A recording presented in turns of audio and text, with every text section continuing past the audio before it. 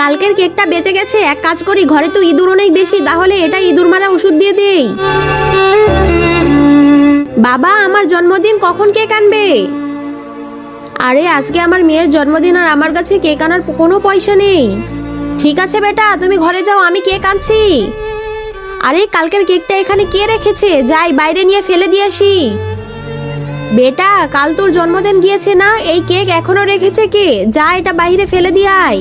আরে দাঁড়াও বেটা, এই কেক কোথায় নিয়ে যাচ্ছ?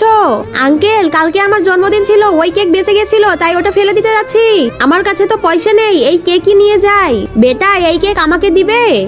আপনি কি করবেন আঙ্কেল? আজ আমার মেয়ের জন্মদিন, কিন্তু আমার কাছে কোনো পয়সা নেই কেক কেনার।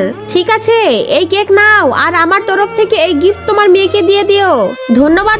তার আগে তুমিও যদি চাও তোমার মা 100 বছর বেঁচে থাকুক, তাহলে ভিডিওটিতে একটি লাইক এবং চ্যানেলটি সাবস্ক্রাইব করে দাও। আর হ্যাঁ, লাইক সাবস্ক্রাইব তারাই করবে যারা মাকে মন থেকে ভালোবাসে। এটা আরে ভাই, একটু আস্তে ফুটবল খেলেন, কেকে যাতে না লাগে।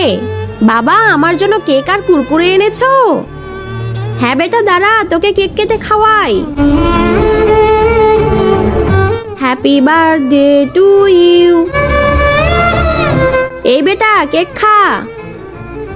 কি, তুই ওই কেক ফেলিস না, আঙ্কেলকে দিয়ে দিয়েছিস? চল জলদি। ভাই সাহেব, আমাদের মাফ করে দিন, আমরা ইচ্ছা করে করিনি।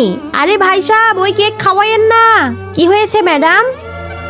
আরে ভাই, ওই কেকে ইঁদুর মারা বিষ ছিল। বাবা, এটা কি হয়? আমার বাচ্চা।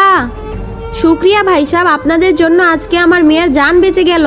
বন্ধুরা, তোমাদের জন্মদিন কত তারিখ সেটা কমেন্টে জানিও।